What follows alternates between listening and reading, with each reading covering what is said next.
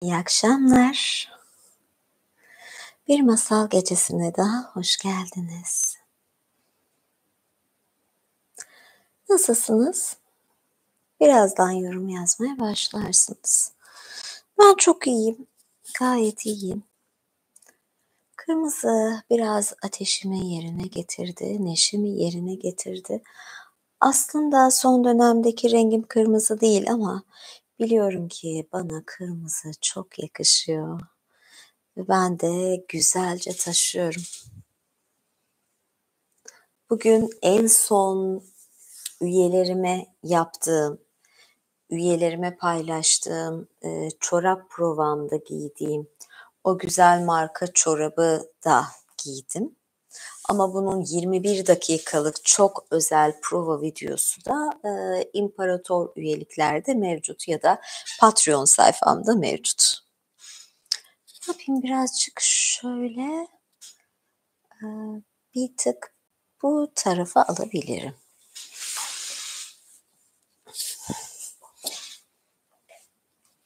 Ya illaki hep bir minik şeyler oluyor, aksamalar.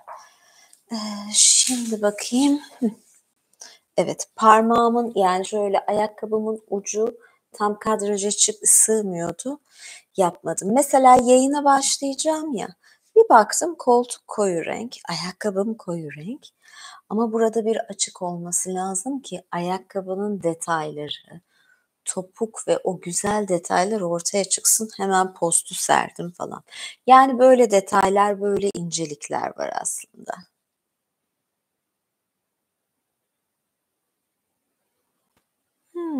Beni aşağı alsanız diyorsunuz. Galiba büyük ihtimalle ben önümüzdeki zamanlarda da bir, güncelleme yapacağım üyeliklerde.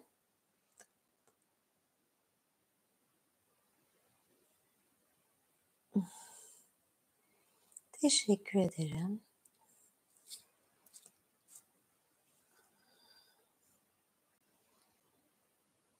Bir yudum su içeyim.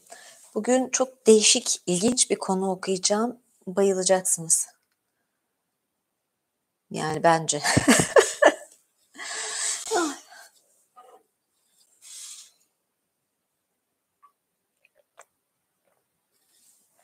we are fine. Hımm. Dangling, yes. Evet, olacak. Ne yapacaksınız? Kim çektiyse çekti. Ama belki bir gün siz de böyle bir video çeken şanslı olabilirsiniz ama böyle bir, açıkçası kişi seçecek olursam da bana hizmette bulunmuş biri olur, üyelerimden olur falan filan yani öyle kolay değil.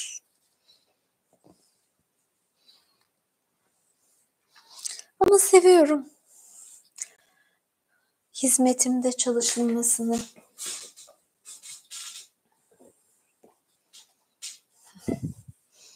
Gayet güzel yerleştik. Şu ışıkları da biraz uzaklaştıracağım. Niye uzaklaştıracağım biliyor musunuz? Bazen çok fazla ya da yanaştırayım şöyle kadrajı.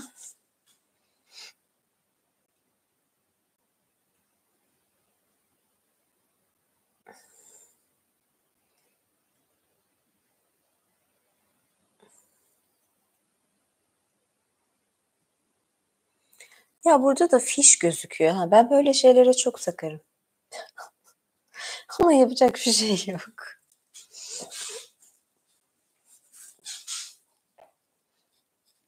Oldu sanırım.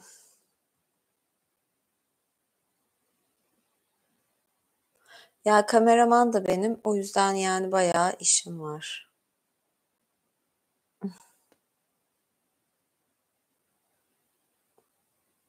Şöyle bir arkama yaslanayım. Evet.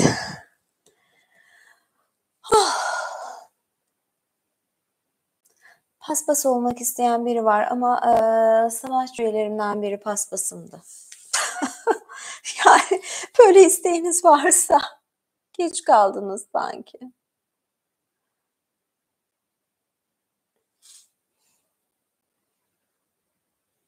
Bunlar nelermiş? Şunları da uzaklaş.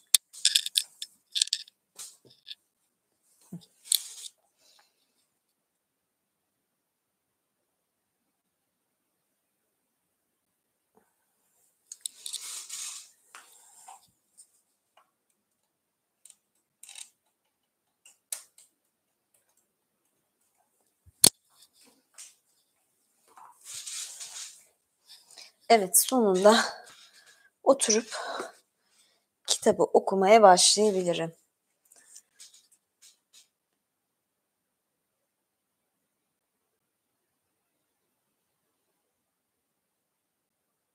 Biri şey soruyor, "Mini etek niye giymiyorsunuz?" diyor.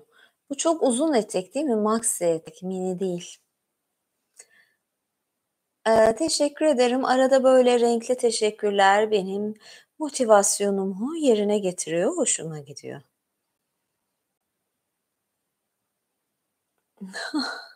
Almanca öğretmeni tarzı küpe mi? Var ya, ben bunu öyle bir şey fiyata aldım ki Rodos'tan. Şaşarsınız yüzüklerle birlikte.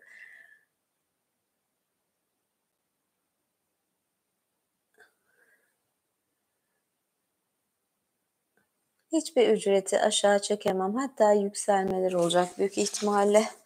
Savaşçılarınkinde bir düzenleme yapacağım. Evet, bugün ne üzerine okuma yapacağım? Hah, şöyle kolumla kapatayım. Bu fiş de rahatsız ediyor beni. Yoksa ışığı kapatacağım. Bu fişi çekeceğim. Nasıl, daha iyi oldu değil mi?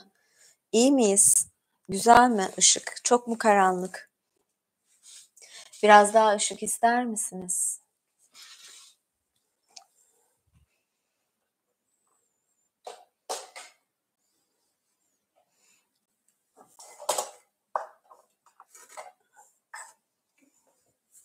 Evet, böyle yaptım.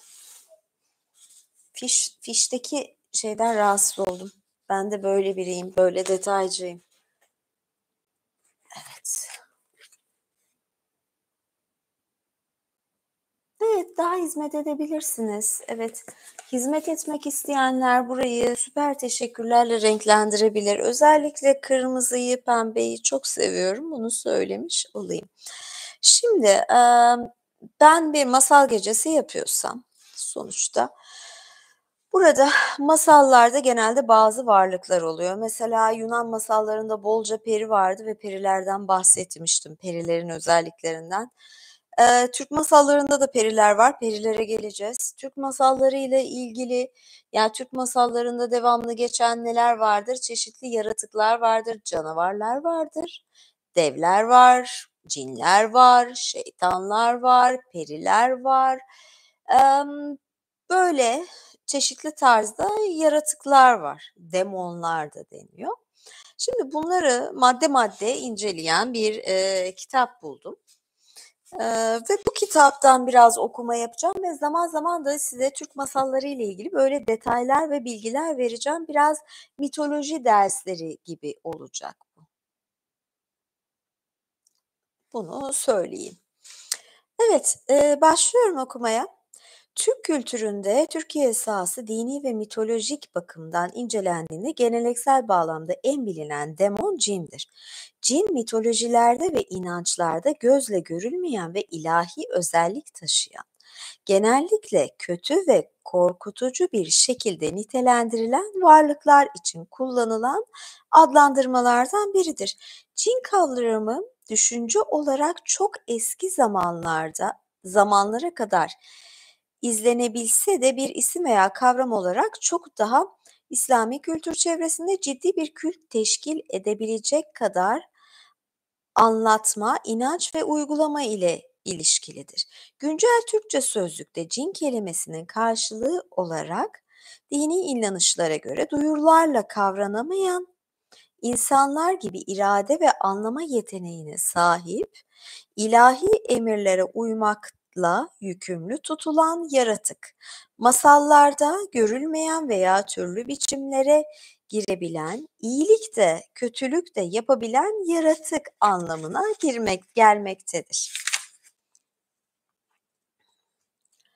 Bir Osmanlıca Türkçe ansiklopedik sözcükte ise cin için cin çift n ile tanımda vardır. Arapça olarak gözle görülmez latif cisimlerden ibaret yaratık anlamına geliyor bu. Evet, buradaki, temel kaynaklar Kur'an-ı Kerim ve halk inanışları buradan, ya, buradan, derlenmiş ve çeşitli ansiklopediler de var. Ve şöyle şey yapayım, eee, cinler için, kâfir de olabilirler, mümin de olabilirler deniyor. Yani Allah'a inananı da var, inanmayanı da var şeklinde bir, tanımlama var. Ve, tıpkı insanlar gibi bir topluluk bunlar da. Ve Kur'an'a göre cinler dumansız ateşten yaratılmış, kendine peygamberler gönderilmiş canlılardır. Bu varlıklar Hazreti Süleyman'ın ordularında yer alıp onun emirlerinde çalışarak çeşitli işler yapmaktadırlar. Orhan Hançerlioğlu'nun Dünya İnançları sözlüğünde cin ile ilgili olarak gözle görülmeyen varlık, inanç alanının ortak tasarımlarından biri olarak göze görünmez varlıklar, cin genel adı altında toplanır. Evet, gözle görülmeyen varlıklar hep böyle söyleniyor. Periler dişi cinler, şeytanlar kötü cinlerdir şeklinde bir tanım da var. Hançerlioğlu'nun verdiği bilgilere göre cinle ilgili inançlar ve anlatmalar Asur-Babil kültüründen başlayıp tüm dinler tarafından kabul edilerek günümüze kadar ulaşmıştır. Semavi dinlerinde bu inanca yer vermesi iyi ve kötü olarak ayrılan bu varlıklarla ilgili inançların ne kadar güçlü olduğunu gösterir diyor. Ve şöyle, Folklor ve mitoloji sözlüğünde Tanrı'nın insanı yaratmadan önce dumansız siyah bir ateşten yarattığı varlıkların genel adı olarak kullanıldığı bilgisi yer almaktadır. Burada yer alan diğer bilgilere göre Fars ve Türk mitolojisinde cinlerin Kaf Dağı'nın ardında bulunan Cinistan adlı bir yerde yaşadıkları düşüncesi de yer alır. Anadolu'da çok güçlü olan cin inancına göre bu varlıklar erkek veya kadın olarak ayrıldıkları gibi Müslüman ve kafir olarak da ayrılabilirler. Hamam, mezarlık, değirmen gibi yerleri, terk edilmiş mekanları veya büyük ağaçların altını mesken tutan bu varlıklar insanlara insan suretinde veya çeşitli hayvanlar şeklinde görünürler. Mesela hep söylenir ya incir ağacının altı mesela tehlikelidir falan diye. İncir ağaçları da büyük olur ya, büyük ağaçların altı gibisinden tanımı var.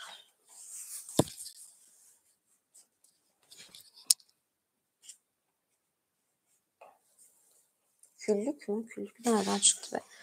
Evet, devam ediyorum. Büyük ağaçların altı dedik. Hayvan şeklinde de görünebilirler. İnsanlara çeşitli zararlar verirler. Ve canavar şeklinde çirkin ve korkunç kılıklı olarak düşünülen iyi ve kötü tabiatlı olabileceklerine inanılan doğaüstü varlıklardır diye de tanımlanıyor. Pertev Naili Boratav, 100 soruda Türk folkloru, inanışlar, töre ve törenler, oyunlar adlı kitabında çalışmasında cinle ilgili bilgiler verir. Bu bilgilere göre geleneksel görüşlerde insanların yaşamını olağanüstü bir şekilde etkileyen ve kimi zaman insanlara görünen çeşitli hayali varlıklar bulunmaktadır. Bu varlıkları tüm çeşitlerini içine alacak şekilde adlandırmak için de cin ifadesi kullanılmaktadır. Boratav'a göre bu ifade Türkçeye Arapçadan geçmiştir. Arapçaya ise Latince insanların, hayvanların veya kimi yerlerin koruyucusu olan ve bunların kaderlerini yönlendiren ruh veya tanrı türünden varlık anlamlarına gelen genius kelimesinden geçmiştir. Genius'ı şöyle bir şeye de geliyor. Genius, o böyle dahi gibi bir hali var. Yani olağanüstü genius falan da böyle şey yapılır. Genius bir de mesela der ya insanlar, cin gibi. Mesela çok akıllıya da genius da denir. Genius'tan geliyormuş.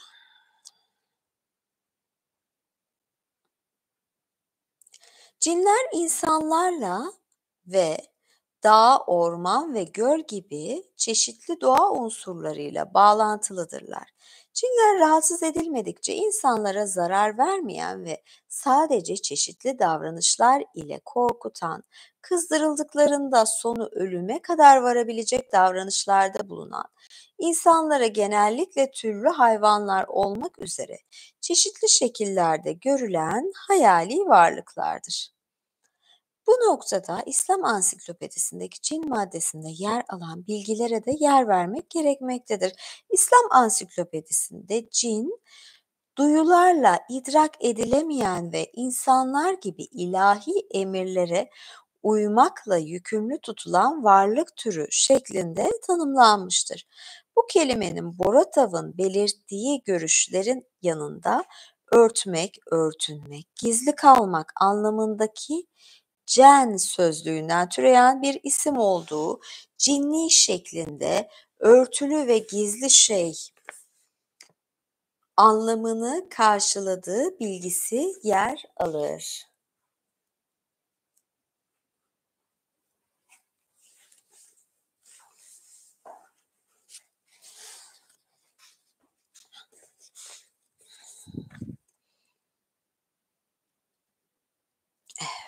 Evet.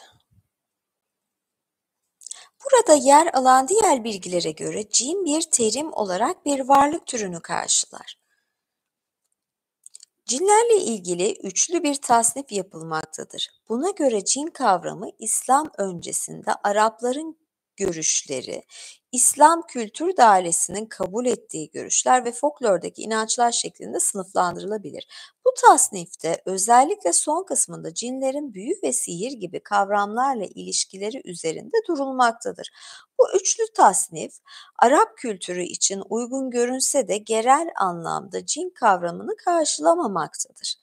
Türkiye sahasında Türkiye sahasında da geleneksel görüşler ve Kur'an'da yer alan bilgilerin bir araya gelmesi söz konusu olsa da bu tasnife eski Türk inançları hakkındaki tasavvurlar dahil edilmelidir. Eski inançlar var.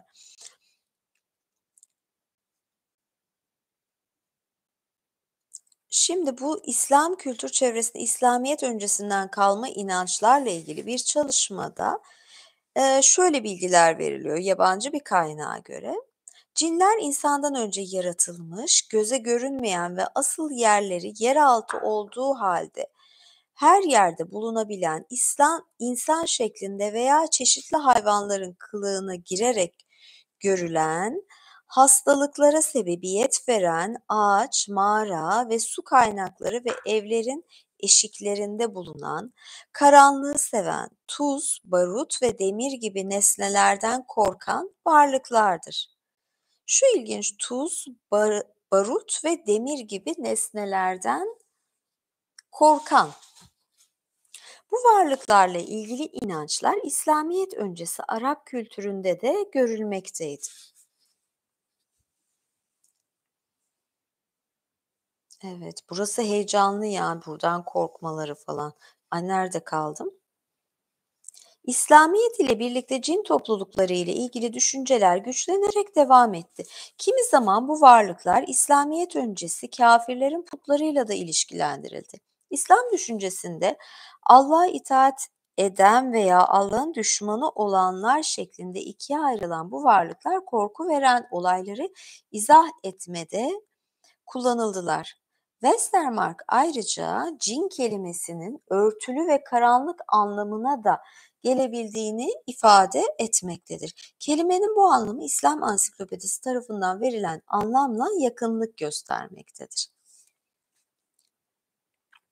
Dan Burton ve David Grander'in çalışması büyü, gizem ve bilim, Batı uygarlığında okültizmde verilen bilgiye göre cin, insan ve melekten farklı olarak dumansız ateşten yapılmış, göze görünmeyen ayrı bir varlıktır. Burada cinlerin Yunan demonlarına benzer şekilde özgür irade sahibi olduğu ve iyi ile kötü arasında seçim yapabileceği bilgisi yer alır. Bu bilgilerin yanında Westermarck'ın bahsettiği cinlerin korku veren olayları açıklamada kullanılması bilgisine benzer şekilde bu varlıkların doğal düzenin bir parçası olduğu ve birçok sıradan veya sıra dışı olayı açıklamakta bir araç olarak kullanıldığı ifadesi de yer alıyor.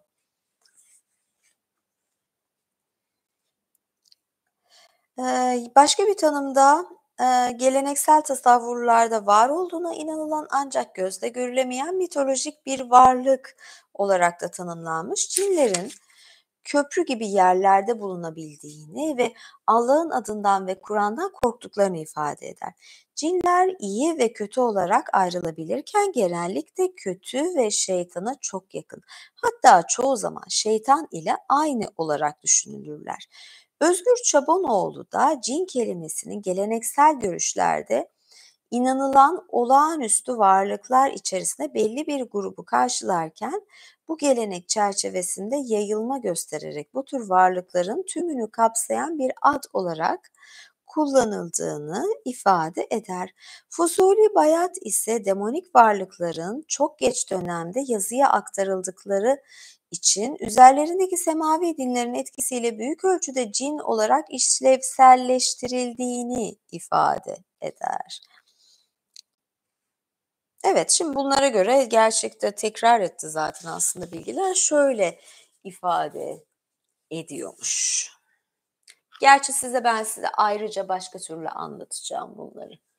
Başka bir yayında belki de.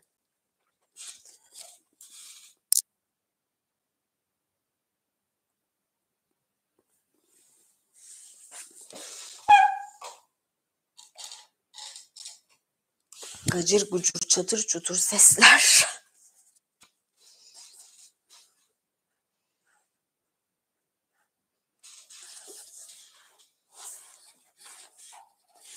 Evet, böyle oturayım. Devam ediyorum. Şöyle bir özet geçecekler ama ben devam edeceğim farklı şekilde de. Hmm.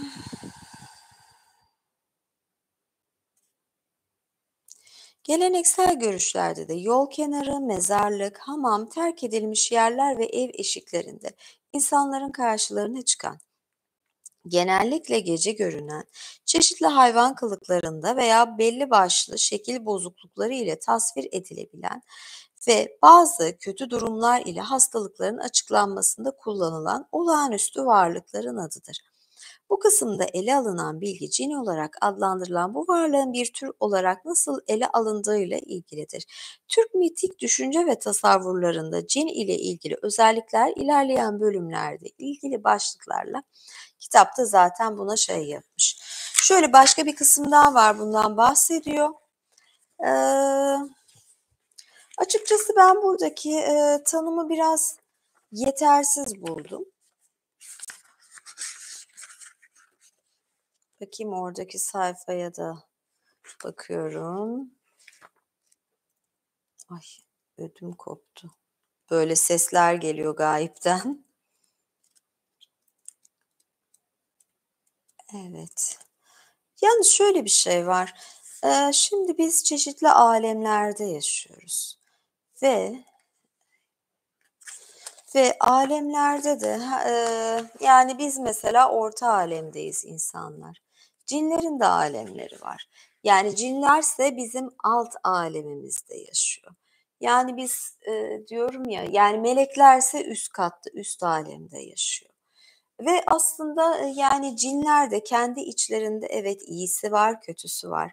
Ama şunu bilin, eğer buradaysa, bu alemdeyse aslında onlar bir tür sürgündeler. Yani aslında olmamaları gereken yerdeler. Böyle düşünün.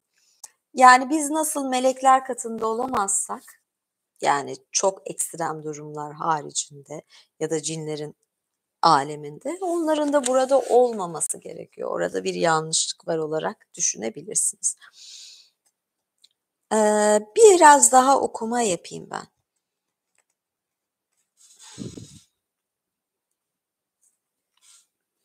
Cinler genellikle kötü ruhlar olarak kabul edilirler. Arabistan'da İslamiyet öncesi dönemlerde cinler herhangi bir kişiselleştirilmesi bulunmayan tanrılar olarak kabul edilmişlerdir. Bu dönemde bu tanrılara kurbanlar verilmiş ve onlardan yardım istenmiştir. İslamiyet'te cinlerin varlığını kabul eder. İslamiyet'e göre cinler Allah tarafından dumansız ateşten yaratılmıştır. Hava veya ateşten vücutlara sahiptirler ve akla sahiptirler.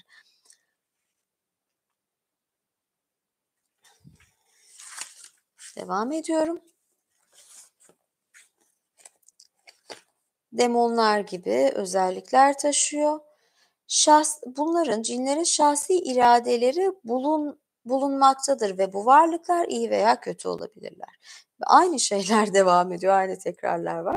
Doğaüstü güçlere sahiplerdir, çeşitli büyüsel işlerde kullanılabilirler.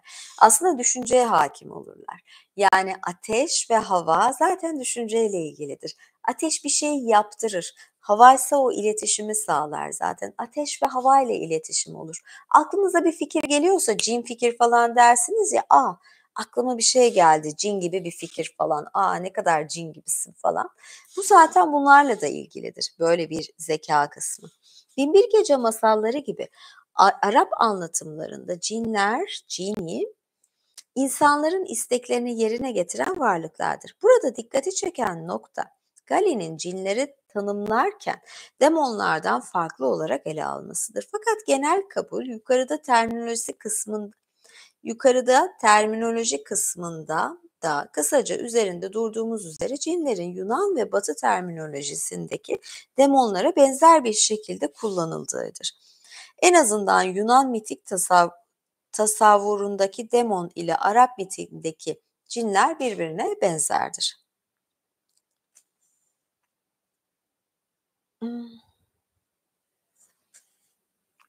Şöyle. Şimdi farklı bir bilgiye geldi. Çünkü aynı şeylere dönüyordu. Şöyle diyor. Çoğunlukla geceyle ilişkilendirirler, gündüzleri eylemde bulunmazlar, ıssız yerlerde eğlenceler düzenlerler, insan gibi yaşarlar, bazen insanları etki altına alarak onlara kendi istekleri doğrultusunda kötü işler yaptırırlar. İnsanları yolundan edip kaçırıp karanlıkta bırakırlar. Halk inançlarında cinlerin büyü ve büyücülük alanında önemli bir yeri vardır. İnsanlar çeşitli amaçlar uğruna büyü yapmak isterler. Bunun için cinlerin insanlara hizmet edenlerinden yardım alırlar. Cinlerin farklı şekilleri de vardır.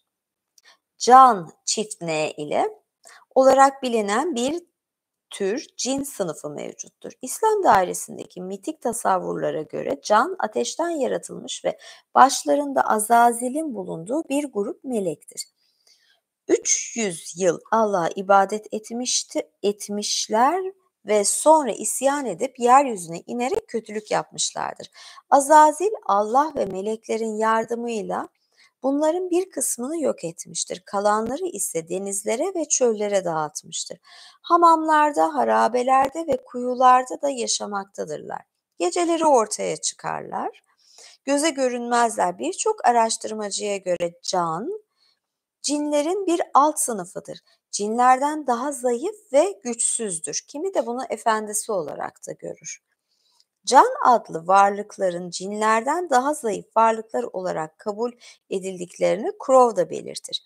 Crow'a göre cinlerin şeytanlar, ifritler, maridler şeklinde sınıfları bulunmaktadır. Can bu sınıflamada yer almaz ama bu varlıkların cinlerle benzer olduğu düşünülür.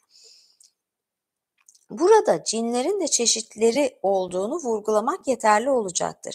Türkiye sahası mitik tasavvurlarında cinle ilgili bilgiyi Boratav detaylı olarak vermektedir. Müslüman ya da kafir olabilirler, kadın ve erkek cinler vardır. Bir toplum olarak yaşarlar, beyleri ve padişahları bulunur ve onların kontrolünde yaşarlar. İşlerini gece vakti yaparlar. Horoz sesi veya ezan sesi duyduklarında kaybolurlar. Genellikle değirmen, hamam, terk edilmiş ve tekinsiz evler, ören yerleri, mezarlıklar, hanlar, köy odaları ve büyük ağaçların altında yaşarlar.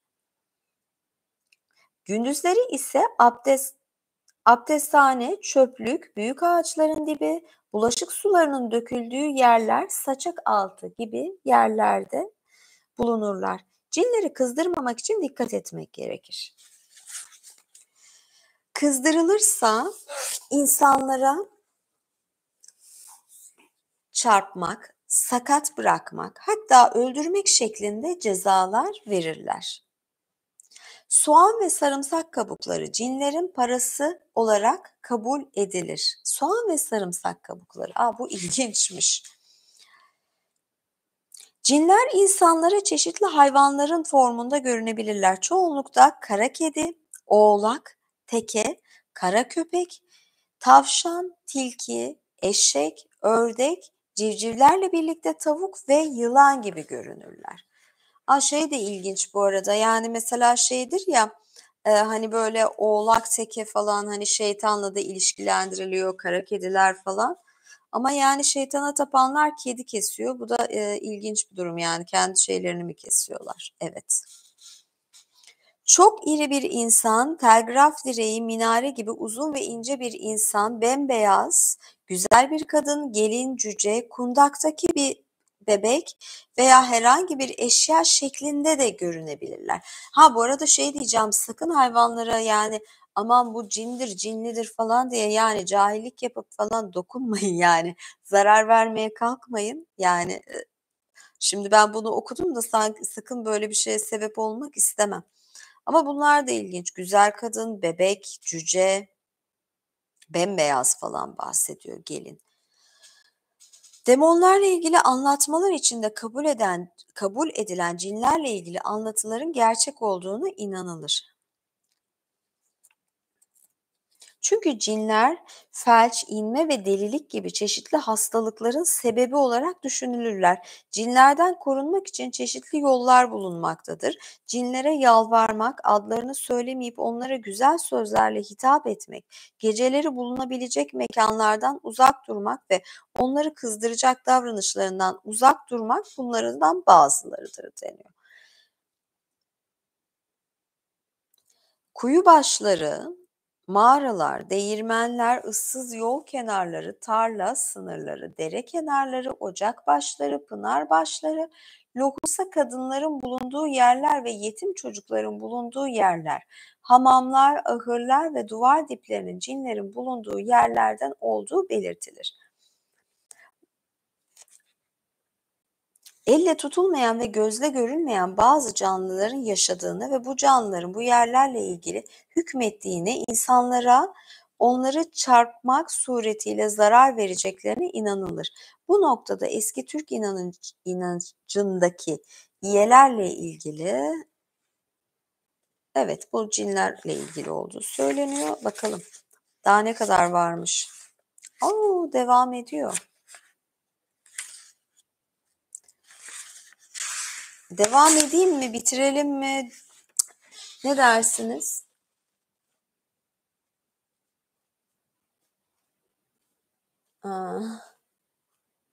Evet. Ya çok ilginç aslında.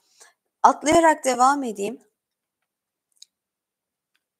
Mesela gözle görülmeyen, siyah renkli, belli bir cismi bulunmayan, her kılığa girebilen, insana, hayvana veya herhangi bir nesneye benzeyebilen ve karanlıkta fark edilemeyen bir varlıktır. Tuvaletlerde, her türlü ıssız yerde, pis olan her yerde bulunabilirler. İnsanlar gibi toplu halde yaşarlar. Kendilerine ait evleri ve yerleşim yerleri vardır. Erkek ve dişi olarak ayrılırlar. Halk inançlarına göre davul ve zurna cinlerin icat edip geliştirdiği çalgılardır. Davul ve zurnayı ben var ya, zurna sesinden nefret ederim. Davul da hiç sevmem. Yani benim en sevmediğim ses Yani müzik olarak bile adlandırmam. Yani bana göre şeydir, yani Türk halk müziğinde zurna falan vardır ya, yani gerçekten katlanamıyorum. Zamanla bu çalgıları insanlar cinlerden öğrenmişlerdir. İnanca göre bu çalgılar çalındığında cinler etrafta toplanırlar. Cinler geceleri düğün yaparlar ve sabah horozların sesiyle kaybolurlar. Ah, ilginç.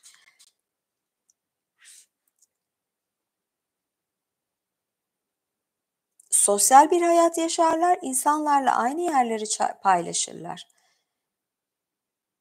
Kendilerine has bir yaşam sahasına sahip olduklarını ve onların kalıplaşmış bir sosyal değer olan hoşlanmadıkları şeyleri yapılmadığı sürece insanlara hiçbir şekilde bir şey yapmayacakları düşünülüyor.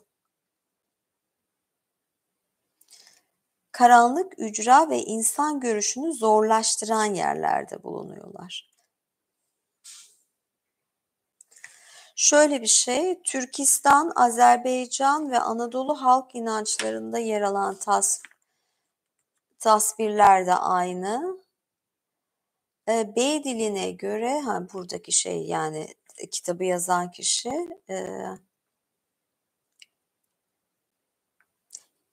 geleneksel görüşte cinler şeytan ile çok yakın düşünülmüşlerdir. Çoğu zaman da şeytan ile aynı olarak da kabul edilirler.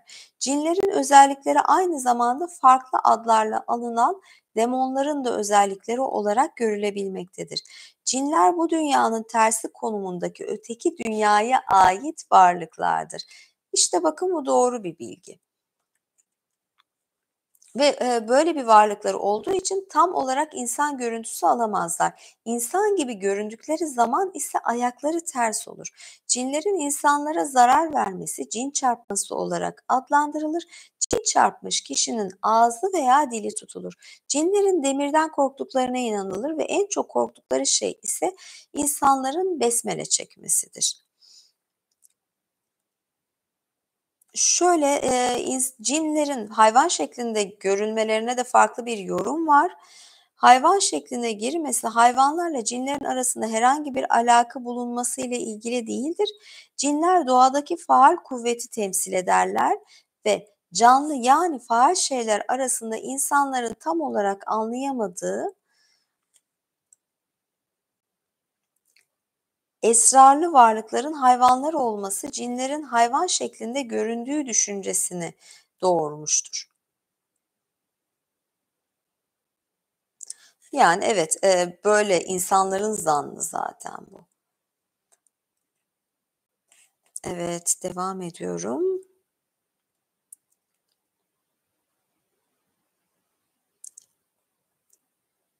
Imm, Şöyle, çünkü farklı, bilgilerin, farklı ansiklopedilerin derlenmesi olduğu için bilgiler tekrar ediyor gibi oluyor. Aslında, yani, farklı farklı kitapların derlemesi bu kitap.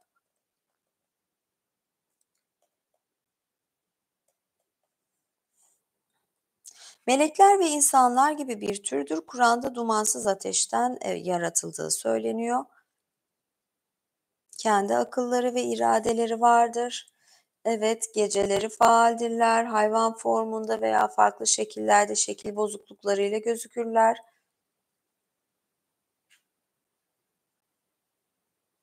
Evet.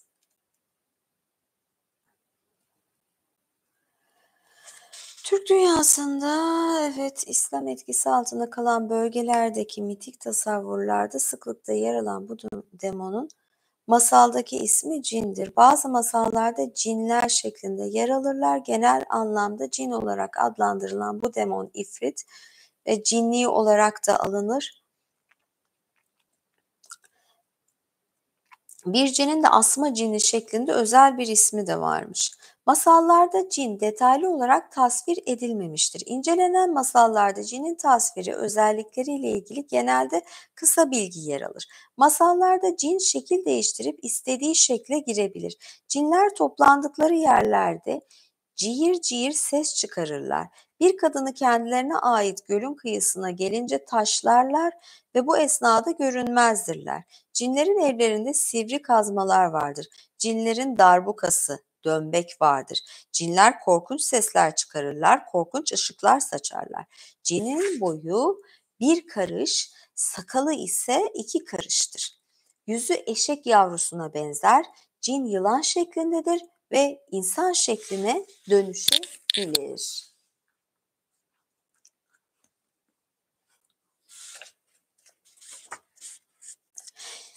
Evet, incelenilen masallarda cinler ağaçların etrafında toplanırlar. Bazı anlatmalarda belirli bir ağaçtan söz edilirken bazılarında ağacın cinsi belirtilmemiştir. Cinler bir ağacın altında toplanırlar. Bu ağaç bir masalda palamut ağacı olarak belirtilir. Bir masalda ise maya ağacının dibinde toplanırlar ve maya ağacı cinlidir. Cinler suyla ilgili yerlerde, su kaynaklarında da bulunabilirler. Bir göl cinlere aittir. Gölün kıyısına kimsenin inmesine izin vermezler. Bir su başı yani su kaynağı ise cinlerin, ifritlerin yeri olarak masalda geçer. Cinlerin hamam, ev, harabe, mekanlar gibi yerlerde de bulundukları söyleniyor. Cinler bir gece bir hamama gelir, bir cin bir ailenin evine gelir. Cinler harabe bir yere gelirler.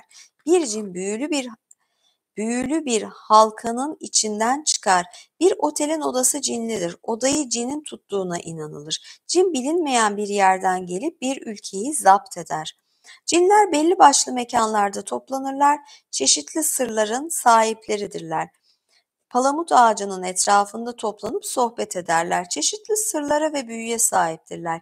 İyilik adlı kahraman cinlerden korkar. Kötülük adlı kahramanı ise cinler yakalar ve paramparça eder. Cinler bir ağacın altında toplanıp düğün yapar. Çeşitli sırların bilgisine sahiptir. Ağaçtaki adamı fark eder ve sallayarak adamın her bir parçasını bir yere atar. Bir ağacın altına gelip eğlence yaparlar ve burada çeşitli sırları dile getirirler. Ağaçta saklanan kahraman bu sırları öğrenir. Cinler insanların çocuklarını çalar. Bir lohusanın beşiğinden perilerle birlik olup bir bebeği çalar. Bir çocuğu beşiğinden çalıp kaçırırlar ve bulundukları yerde tavandan sarkan bir nesneye büyü okurlar. Cinler bazı yerleri zapt edip oraya gelen insanlara zarar verirler. Cinler bir gölü sahiplenmiştir ve gölün kıyısına inen kadını ona görünmeden taş yağmuruna tutarlar. Gölde bir hazine vardır ve cinler bu hazineyi korurlar. Göle gelen kadını bir adam, cinler seni öldürür diye uyarır. Bir cin bir otel odasını zapt eder ve odaya giren çıkamaz. Asma cini adlı bir cin de bir ülkeye esir alıp herkese kötülük eder. Cinler hamamda düğün yapar ve çarşambadır çarşamba diye oynar. O esnada orada saklanmakta olan bir kambur adam da bu şekilde oynar. Cinler bu bizdendir deyip adamın kamburunu iyileştirir. Başka bir gece başka bir kambur cinler cumadır cuma diye oynarken çarşambadır çarşamba diyerek aralarına girer. Cinler bu adamı yere çarparlar. Cinlerin padişahı ülkenin insan padişahının boynunu vurur. Cinler bir büyücünün emrine girer. Cinler bir harabeye gelip orada büyülü yakutu ararlar.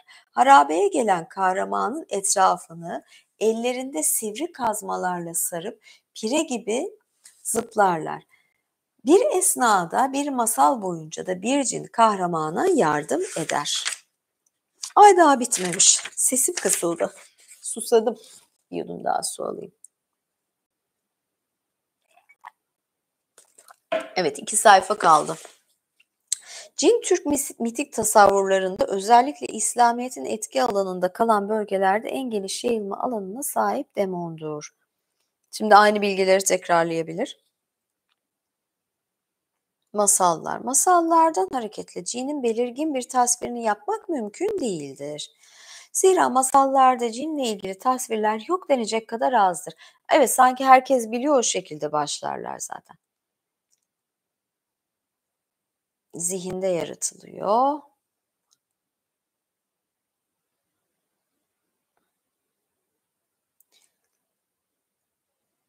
Cinin şekil değiştirme yeteneği ve onun belirli bir şeklinin olmaması ise onun algılanışında belli bir zenginlik yaratmakta ve her birey onu farklı tasvir etmektedir. Cinin farklı masallarda kısaca verilen tasviri özellikleri arasında onun sesi, görünmez oluşu, elinde bulunan sivri kazması ve darbukası ve bir hayvana benzemesi veya bir hayvan şeklinde olması gibi özellikler vardır. Özellikle tasvirindeki hayvansal özellikler demonlarla ilgili genel bir tasviri özelliktir. Imm, evet, cinler masallarda ağaç, göl, su kaynakları, hamam, ev ve harabelerdi. Tamam.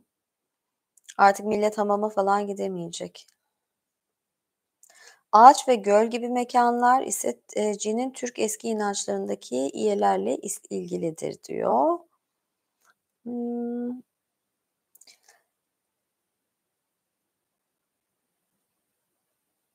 Cinler kaosun varlıkları olarak kaosun sembolü olan suyla alakalı mekânlardadır.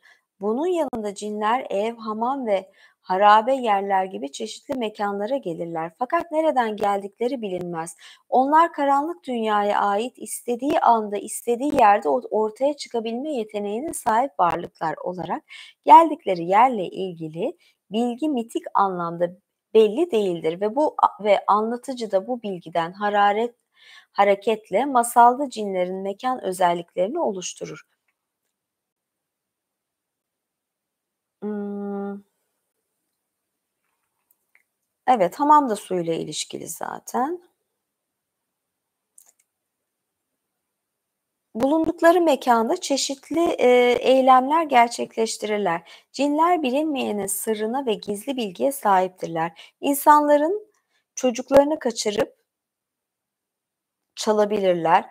Belli bir mekânı zapt ederek oraya insanların gelmesine engel olurlar. Bir hamamda düğün yaparlar ve orada bulunup kendilerine uyum sağlayamayan adama saldırırlar. Bir adamın etrafını sarıp ona saldırırlar.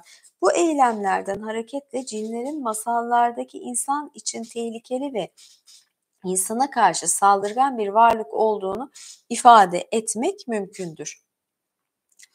Cin'in insana saldırısı tehlikenin sembolüdür ve bu sembol korkunun nesnesi olarak masallarda yer alır. Cinlerin saldırma, çocuk kaçırma hatta insan öldürme ihtimali ve potansiyeli masal aracılığıyla anlatılırken bu anlatım dış dünyadaki tehlikeye karşı hazırlıklı olma özelliğiyle kaygı ve korkuyu bir savunma aracına çevirir. Evet, bitti galiba. Ya 20 sayfadan fazla okumuşumdur herhalde. Evet, bugün bu okumamı yaptım, yani cinlerle ilgili okumamı yaptım.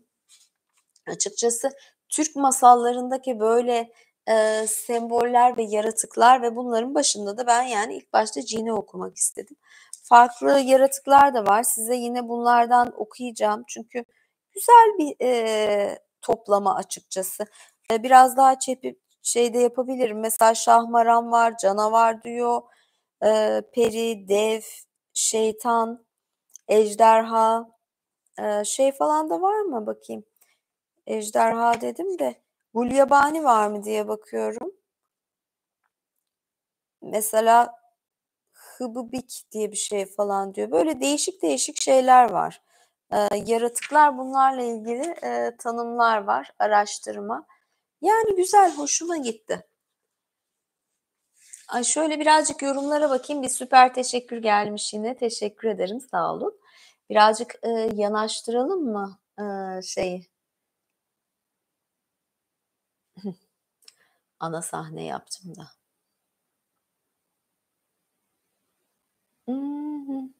Bayağı sürdü. Evet, neredeyse 50 dakikadır yayındayım. ve yayını kapıyorum artık. Biraz sesim kısıldı, susadım. Bundan sonra ufak bir, savaşçı yayını yapacağım ama savaşçılarda bir değişikliğe gideceğim. Savaşçıları, yeni bir kategori açacağım. Yani asıl savaşçılar falan gibisinden ya da yani,